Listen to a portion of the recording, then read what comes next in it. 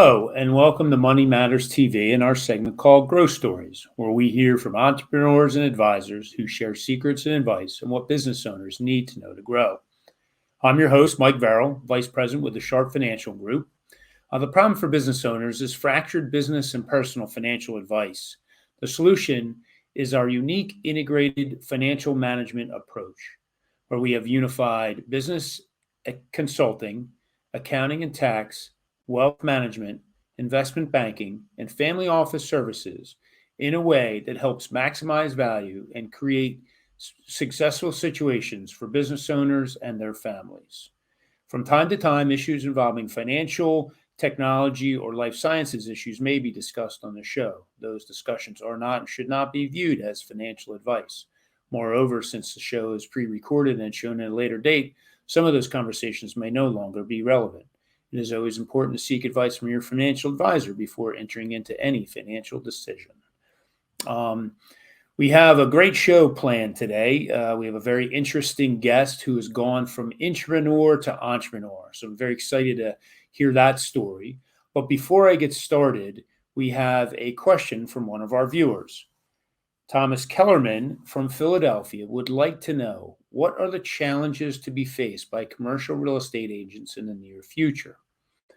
Well, Thomas, I think based on the last 24 months, we can all agree that there's been some significant upheaval in many markets and how we go to work and the financial markets, etc.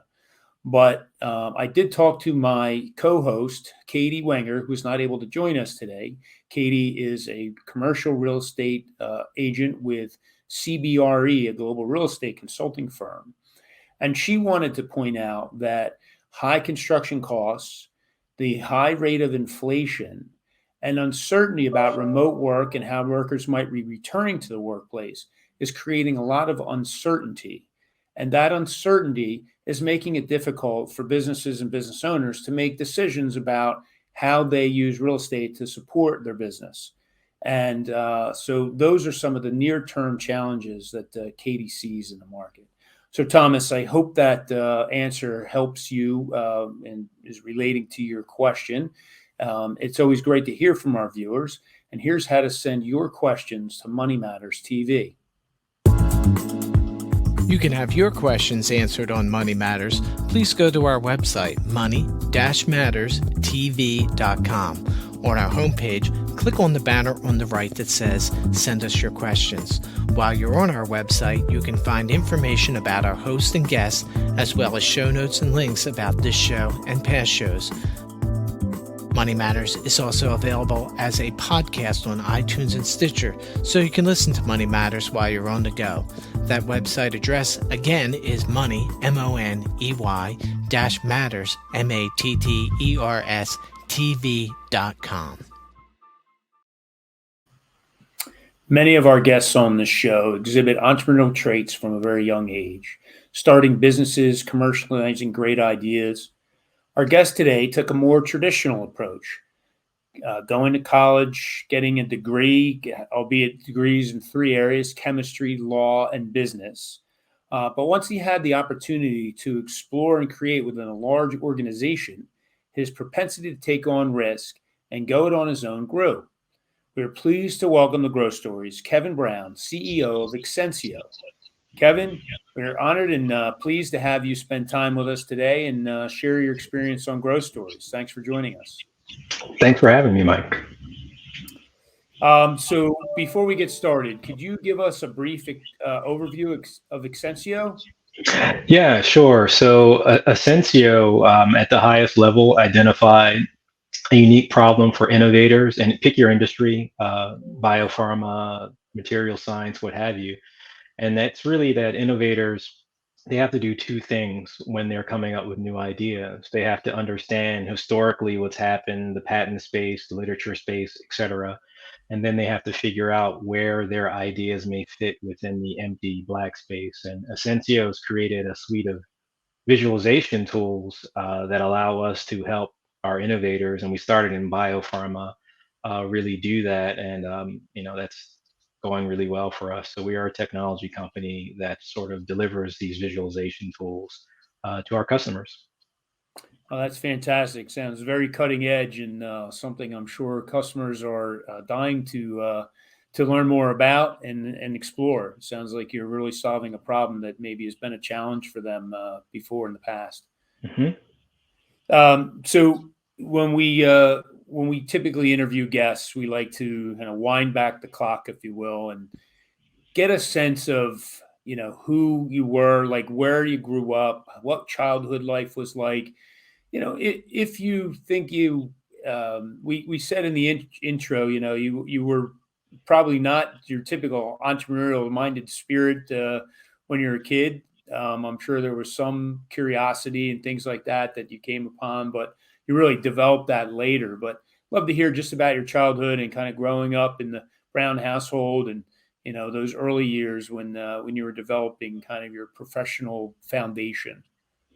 Yeah, sure. So, Philadelphia kid, born and bred. Well, the suburbs of Philadelphia are really Montgomery County. Close enough though. And just really, as a kid, wasn't necessarily interested in the sciences or chemistry. You mentioned my chemistry degree, but they used to call me Tinker growing up, and I always had a propensity to play around with things, and I guess tinker with things, as you would say.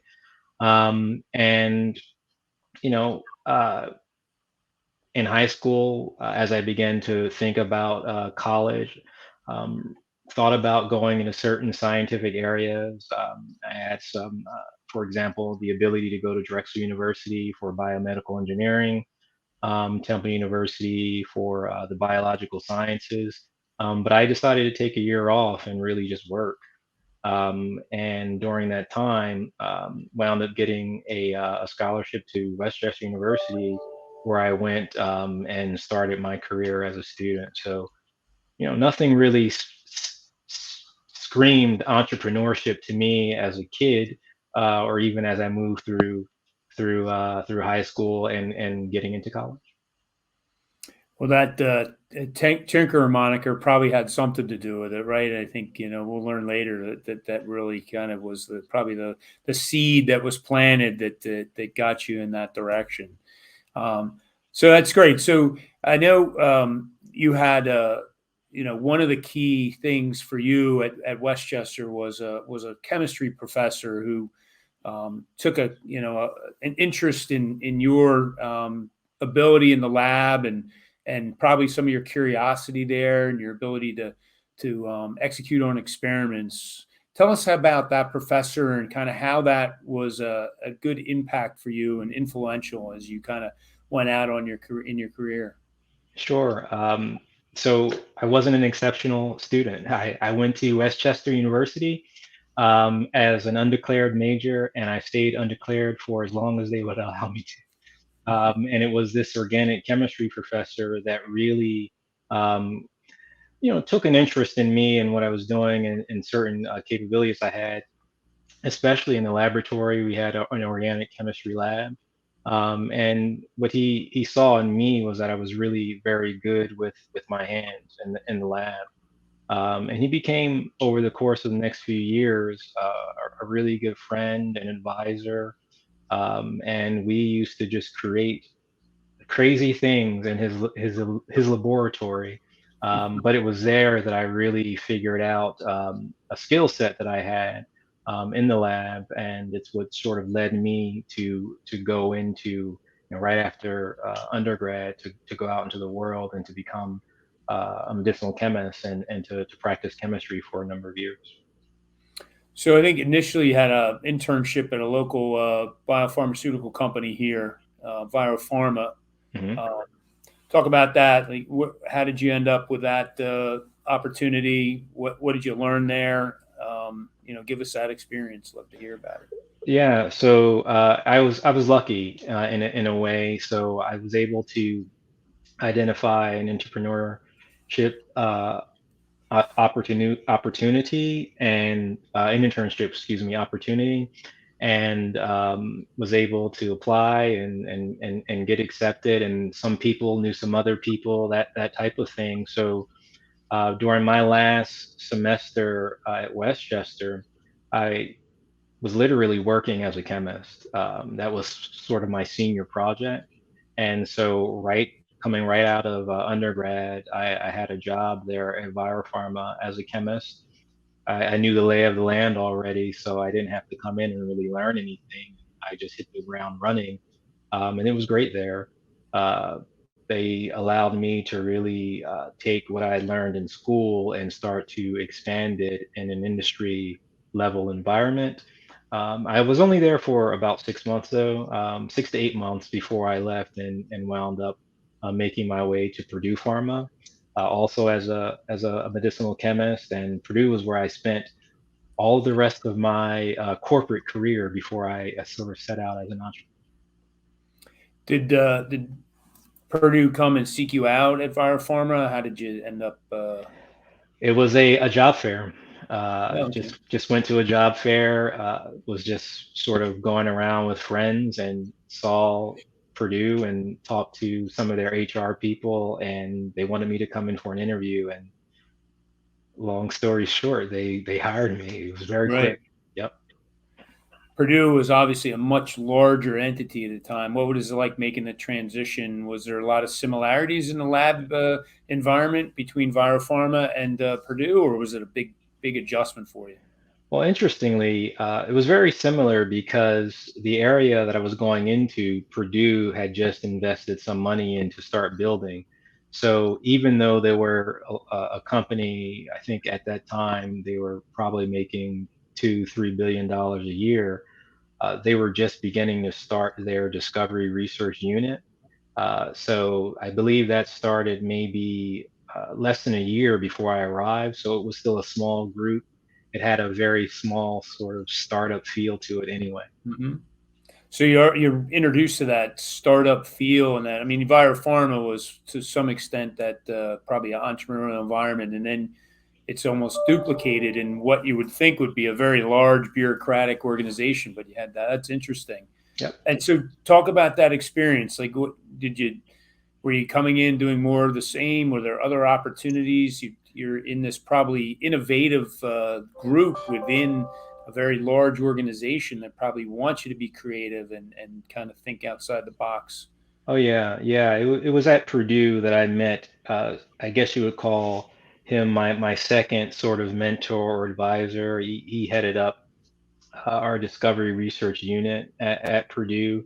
And one of the things, maybe it was because Purdue was a private company, or that little group, even though it grew over time, was had a startup feel to it.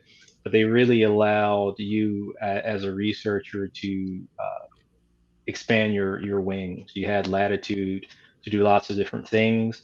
I even had latitude to go back to school, right? While I was there working as a scientist, I went and got a law school degree and a business degree, still synthesizing molecules in the lab. And just there was a lot of areas that I worked in as a researcher, technically a researcher at Purdue, but doing a lot of other things that you wouldn't necessarily classify as research. That law degree and the business degree probably is something you've leaned on as an entrepreneur, kind of dealing with all those questions outside of the chemistry aspect of what you do. What was the what was the thinking? How did you end up following those two additional degrees while you're focusing on your chemistry work?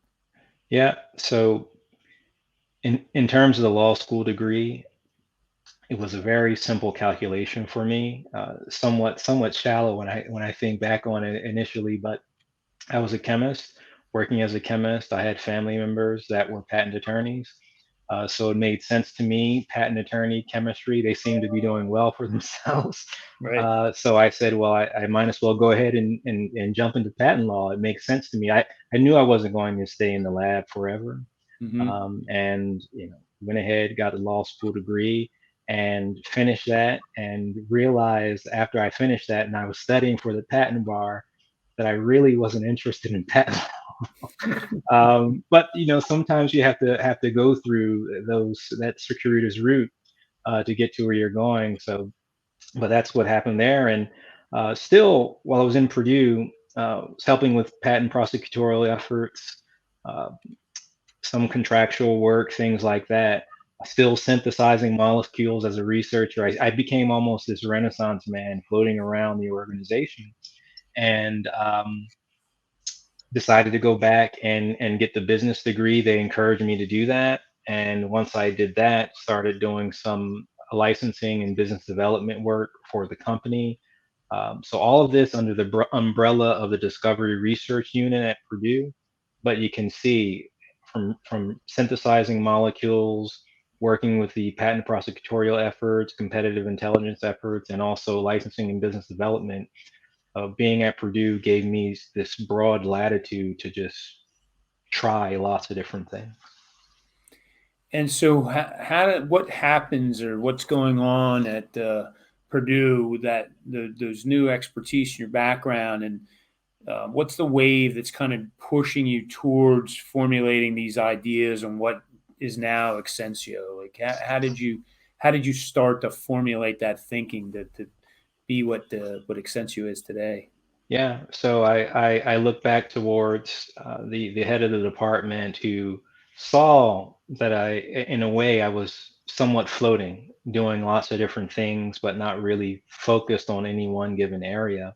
And there was my partner now in Accencio, his name is Kevin as well, and he had a burgeoning technology that he created in-house there at Purdue that was great, but no one was really using it, right? So he used it, but no one else really used it. And they put me with him and said, look, maybe you guys can work together to come up with something. Again, here's Tinker showing up.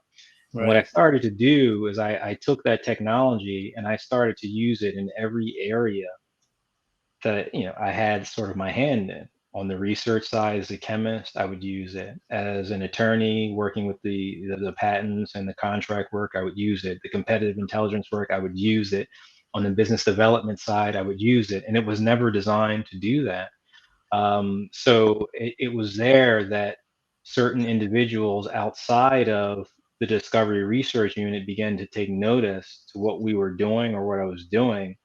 And what wound up happening is that our Discovery Research Unit was going to be shut down, and Purdue was going to start outsourcing research just in general. So we were all Hmm. going to be laid off.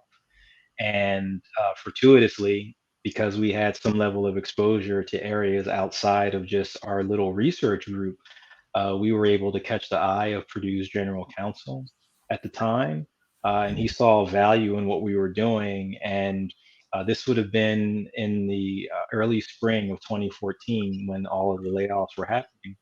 And what they wound up doing was giving just me a little bit of extra time. We went to them and we said, look, we think this technology that we've created here, we can use it to help you, Purdue, find licensing partners for all of this research you're getting ready to get rid of. You're getting ready to Hmm. throw it away or sell it for pennies on the dollar. Right. And they gave me a couple of months of reprieve to actually do that. So it was just me, Kevin, my partner. He got laid off as well. But before he left, I had him prepare a package of technology for me to use, and that's what I put in my backpack, and I went ahead and I started finding licensing partners using this tech. Right. Yeah, so that's kind of what led to a company that was a wholly owned subsidiary of Purdue called Pharmint. Basically, uh, went from being a research scientist to standing in front of Purdue's board of directors saying, "Look, have this tech." Was able to find licensing partners for it. We need money to start doing this. And we were able to get some money. I hired a bunch of people back in, and thus began my career, I guess you would say, as a still wholly owned by Purdue at that Hmm. time, but as an entrepreneur, I guess you could call Yeah. Well, that's a true test of an entrepreneur, right? Being able to ask somebody to support financially what your great ideas are, and try to paint the vision for them. So that was probably a good initial experience for you to get prepared to go out. So at what point do you take Farm It out of Purdue, and how does that work? Like, what was that next step from entrepreneur to entrepreneur? it. Yeah, so it was an interesting time because immediately everyone inside the company realized that we needed to leave in some form or some fashion, because what wound up happening, and this was interesting, uh, as a group, we would go out using this tech that, and we would, identify licensing partners, but we would go to those licensing potential licensing partners, and we would say, look, we think you may be a good candidate, a licensing partner candidate for Purdue in this area of research or what have you.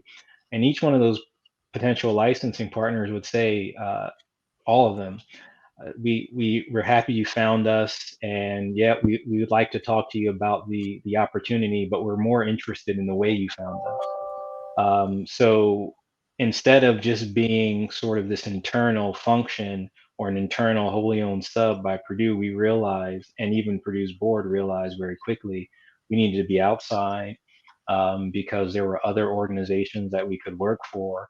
But like so many other great ideas that happen inside of large companies, uh, everyone starts to think, and everyone has an opinion about what you should be and where you should go. And once Mhm. that started to happen, essentially we went nowhere. So we were just stuck. And each one of Purdue's board members loved what we were doing, but each one had a different idea of what we should be doing. Right, right. Yeah. Yeah, frustrating, right? So that's kind of the breaking point probably for you to decide, okay, I'm going to take the leap. I'm going to cut the cord and see if we can do this. Like, what was going through your mind at that point? Yeah. So was nervous, but we had our minds really made up from the beginning, and once we had a few starts and stops with the exiting process from Purdue, we just made up our minds that we were going to leave. Now, of course, it took us 3 years to essentially leave, and there were a number of things we were worried about. Of course, how are we going to support ourselves? Right, you're leaving and you're not getting that paycheck every 2 weeks. Yeah, I'm an entrepreneur, but I still had health insurance and I still had a Yeah, paycheck every 2 weeks. right, right. So Um, that's all on you. yeah, and the other thing we were worried about, of course, was um, how we would Purdue would react to us just up and leaving. Hmm. They had lots of money and they could use it to make our lives miserable if they wanted to. Yeah. Well, you knew the legal aspect of it, right? And with the law school degree, that it could get messy It could get messy. Yeah. if they decided that there was some value there that they want to try to extract. They would have the leverage to try to do that. Yep. So you finally go out, and I think you went out first on your own, right? You didn't nobody was required to come with you. You just said, "Hey guys, you took the first leap. You were the first guinea pig, if you will." Yeah, well, I was the first to let Purdue know that I was leaving, right? Hmm. And then the rest of my team followed suit, and I told each one of them that I'm going to go, and whatever decision you guys make is really up to you. I hope you come with me too. If not, I'll be alone. And they all, to a person, decided to come, and they made their own sort of decision, and they reached out to Purdue on their own. But we left as a group. But we gave Purdue many months' notice, right? So we Hmm. wanted to make sure that we were above board on everything because we were leaving everything behind, right? So we were Right. leaving Farmit behind. Farmit didn't exit Purdue, just the people that were working in Farmit exited Hmm. Purdue because we knew that Purdue could have no ownership interest in us for us to really be able to do what we wanted to do. Sure. So you'd run into the same roadblocks that you did when you were inside Yeah. Purdue. Hmm. Well, so you make the clean break. Yeah, did you got a licensing agreement in place, or what kind of arrangements did you have to make with Purdue to give you the freedom to kind of go it on your own? Nothing. There were no outside of making sure that we didn't violate any agreements that we had signed, employment agreements and Mhm. confidentiality and things like that. We left everything behind. But we still communicated with them because they were going to try to keep Farming alive with some other individuals, Okay, and we interesting. worked with them to give them everything, to show them everything. We were completely open about it all, but we knew that what was special was sort of the people and not Hmm. necessarily the technology itself. Right. So we knew eventually they would come back around, and they did. Purdue became our first client Okay. upon leaving, but it took them about 6 months to become a client. And it wasn't until the following year, we left in 2017. In 2018, we were able to get a license to the stuff we left behind. Okay. So was Purdue your first client?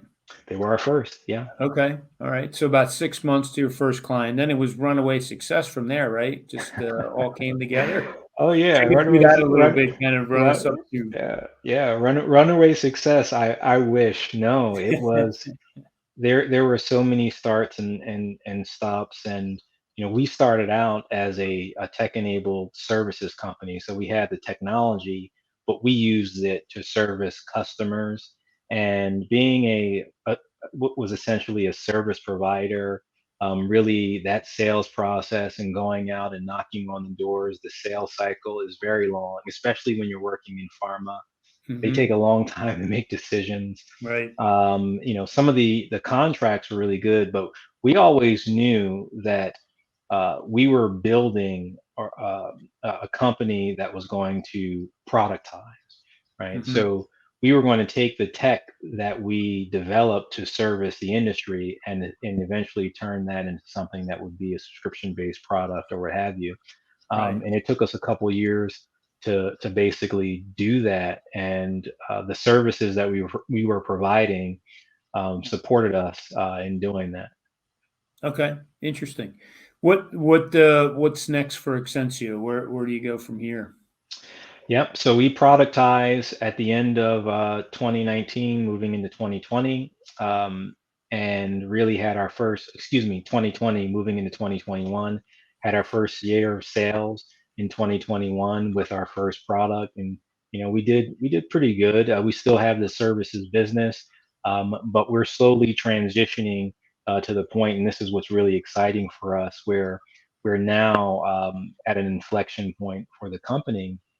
We're going to be able to essentially white label our product Okay. for potential partners, for any user, first in the biopharmaceutical industry, but even other industries beyond that. So Mhm. we're at a point now where we're getting ready to go from being just in the biopharmaceutical industry to every science-based industry within a matter of months. Wow. And going from being, a few users that are, on our books, with services contracts, and some that are buying from us directly, to really being exposed to a user universe that's in the hundreds of thousands. So it's a very Wow. exciting time for us. That's incredible.